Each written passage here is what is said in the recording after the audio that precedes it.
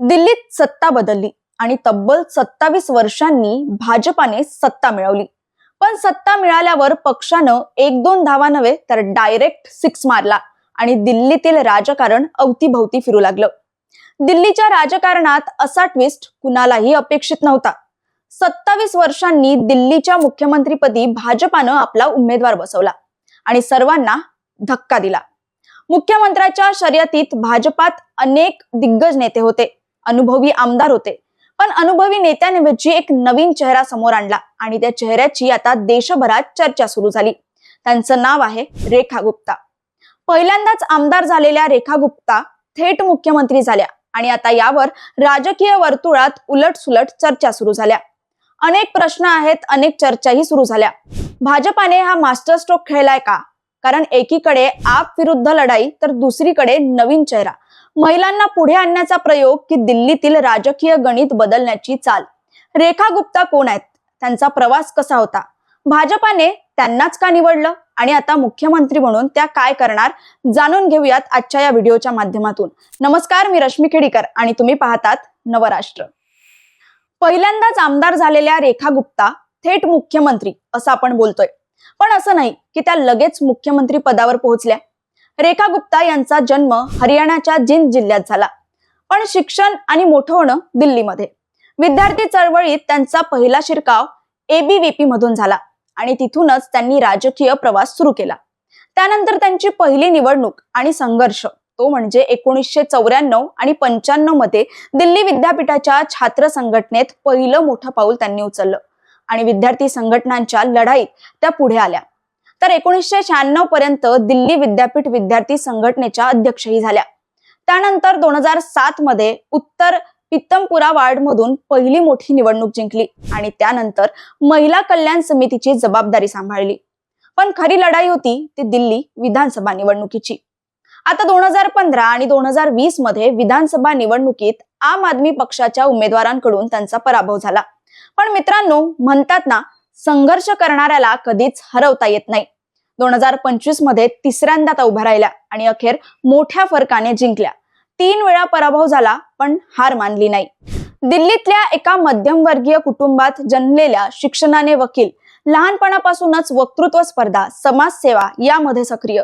पण मोठा बदल आला भाजपाच्या महिला मोर्चात प्रवेश घेतल्यानंतर.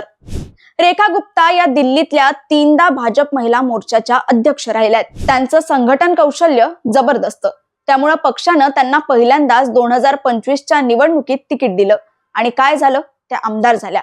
पण फक्त आमदार नाही तर मुख्यमंत्रीच झाल्या. राजकीय इतिहासात असं कमी वेळा घडलंय. एखादा नेता पहिल्यांदा आमदार बनतो आणि त्याला थेट मुख्यमंत्री केलं जातं. भाजपाने मोठे दिग्गज नेत्यांना डावलून रेखा गुप्ता यांना मुख्यमंत्री बनवलं. हा निर्णय काहींना धक्कादायक वाटतोय. भाजपाने हा निर्णय घेतला त्यामागे काही मोठे राजकीय गणित असणार.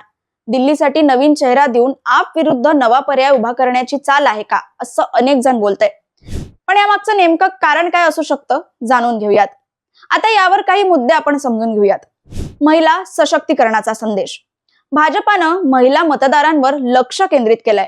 महिला मुख्यमंत्री दिल्यानं महिला मतदारांचा मोठा वर्ग भाजपाकडे वळू शकतो. दुसरा म्हणजे नवा चेहरा, नवा विश्वास. दिल्लीच्या जनतेला नवा पर्याय द्यायचा असेल तर पारंपरिक राजकारणाऐवजी फ्रेश नेतृत्व हवं होतं. तिसरं होतं आप विरोधात नवीन रणनीती. म्हणजेच केजरीवाल सरकारवर भ्रष्टाचाराचे आरोप आहेत, भाजपाला क्लीन इमेज असलेली नेता हवी होती.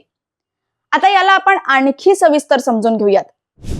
भाजप नेहमीच महिलांच्या राजकीय सहभागावर जोर देत आली आहे आणि यावेळी दिल्लीत महिला मुख्यमंत्री देऊन त्यांनी मोठा राजकीय मास्टर स्ट्रोक खेळलाय. दिल्लीमध्ये जवळपास 48% महिला मतदार आहेत. 2019 आणि 2024च्या लोकसभा निवडणुकांमध्ये भाजपाला मोठ्या प्रमाणात महिला मतदारांचा पाठिंबा मिळाला होता आणि तो आणखी वाढवण्यासाठी हा निर्णय घेतल्याचं बोललं जात आहे. आता यामधून महिलांना थेट नेतृत्वाची संधी दिली जातीये. याआधी भाजपाकडून महिला मुख्यमंत्री महाराष्ट्रात पंकजा मुंडे यांची शक्यता होती, पण ते शक्य झालं नाही. मध्य प्रदेशात उमा भारती, राजस्थानात वसुंधरा राजे यांच्यासारख्या मोठ्या राज्यांमध्ये झाल्या होत्या. पण दिल्ली सारख्या ठिकाणी जिथे महिला सुरक्षेचा मुद्दा नेहमीच चर्चेत असतो, तिथे महिला मुख्यमंत्री हा मोठा राजकीय संदेश देणारा निर्णय आहे. यावरून महिला सुरक्षेवर भर देण्याचा प्रयत्न केला जातोय। दिल्लीला दुष्कर्माची राजधानी असं टॅग दिलं गेलं होतं। निर्भया प्रकरणानंतर महिलांच्या सुरक्षेवर अनेक चर्चा झाला, पण परिस्थितीत फारसा बदल झालेला नाही। आप सरकारनं सीसीटीव्ही कॅमेरे, बसमध्ये सुरक्षा रक्षक अशा काही योजना आणल्या, पण त्याही अंमलबजावणीच्या टप्प्यातच राहिल्या।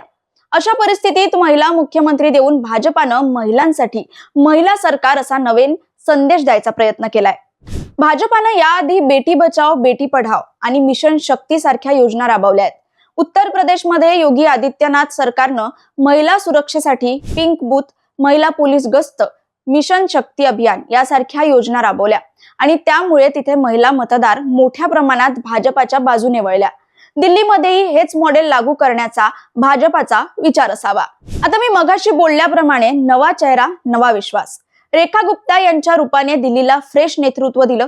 2015 पासून दिल्लीच्या राजकारणात अरविंद केजरीवाल आणि त्यांच्या आप पक्ष मोठा प्रभाव टाकत होता। त्यांच्या पक्षाने मोफत वीज, पाणी, महिला बस प्रवास मोफत यासारख्या योजनांमुळे लोकांना आकर्षित केलं। पण गेल्या काही वर्षात त्यांच्या सरकारवर मोठ्या प्रमाणात भ्रष्टाचाराचा आरोप लागला।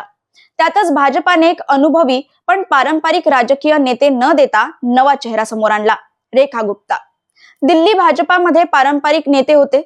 दिग्गज नेत्यांची नावं चर्चेत असताना भाजपानं रेखा गुप्ता यांच्यासारख्या थेट आमदारकीतून आलेल्या नेत्या मुख्यमंत्रीपदी निवडल्या। यामागचं तत्वज्ञान स्पष्ट आहे। दिल्लीतील जनता नवा पर्याय शोधत आहे। भाजपाच्या मोदी 2.0 सरकारने भ्रष्टाचार मुक्त भारत हे सूत्र दिले। केजरीवाल सरकारच्या मंत्र्यांवर आरोप झाले असताना भाजपाने एक क्लीन इमेज असलेली महिला पुढे आणली, म्हणजेच भ्रष्टाचार विरुद्ध स्वच्छ प्रतिमा असलेला नेता पुढे आणला। आता यामध्ये एक मुद्दा हा पण येतो, तो म्हणजे तरुण मतदार आणि मध्यम वर्गीय मतदारांवर प्रभाव। दिल्लीमध्ये 30% मतदार हे 18 ते 35 वयोगटातले आहे। आपने आधीच या गटात मोठा प्रभाव निर्माण केला होता। आता भाजप त्यांच्यासाठी एक नवा पर्याय उभा करत आहे, तो म्हणजे फ्रेश फेस प्लस महिला मुख्यमंत्री = नव्या मतदारांना आकर्षित करण्याची रणनीती। आपच्या सरकारवर गेल्या काही महिन्यात मोठ्या प्रमाणात भ्रष्टाचाराचे आरोप झाले आहेत। सत्येंद्र जैन, मनीष सिसोदिया आणि आता स्वतः अरविंद केजरीवाल यांच्यावर ईडी आणि सीबीआयच्या चौकशा सुरू आहेत। याच पार्श्वभूमीवर भाजपाने एक स्वच्छ प्रतिमा असलेली नेता मुख्यमंत्रीपदी नेमली। आप सरकारनं गेल्या काही वर्षात मोफत वीज, मोफत पाणी, मोफत शिक्षण आणि महिलांसाठी मोफत बस प्रवास यासारख्या योजना आणल्या, पण त्या योजना आता आर्थिक तुटवड्यामुळे धोक्यात आल्या आहेत। भाजप आता याला पर्याय म्हणून विकास आधारित योजना आणण्याच्या तयारीत आहे। नव्या स्वरूपाची फ्रीडम कार्ड योजना, जी गरजूंसाठी अनुदान पण थेट मदत देईल। महिलांसाठी विशेष सुरक्षा अभियान। 2015 आणि 2020 मध्ये भाजपाला दिल्ली विधानसभेत मोठा पराभव पत्करावा लागला, पण लोकसभेत दिल्लीने भाजपालाच भरभरून मतदान केलं होतं। म्हणजे लोकसभा भाजपाला हवी आहे, पण विधानसभा नाही, हे समीकरण बदलण्यासाठी रेखा गुप्ता यांची निवड केली गेली। भाजप महिला मुख्यमंत्री देऊन सांगत आहे की मोदी सरकार के अंतर्गत महिलांना सर्वोच्च स्थान मिळतं। यातून दिल्लीसाठी नव्या नेतृत्वाची ओळख निर्माण करणं आणि आप विरुद्ध संघर्ष उभं करणं हा भाजपाचा हेतू स्पष्ट आहे। भाजपाने मोठा मास्टर स्ट्रोक खेळलाय, पण आता खरी परीक्षा आहे रेखा गुप्ता यांच्या नेतृत्वाची।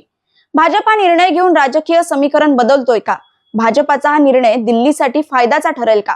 महिला मुख्यमंत्री दिल्यानं महिलांचा विश्वास वाढेल का, की हा एक राजकीय प्रयोग असेल?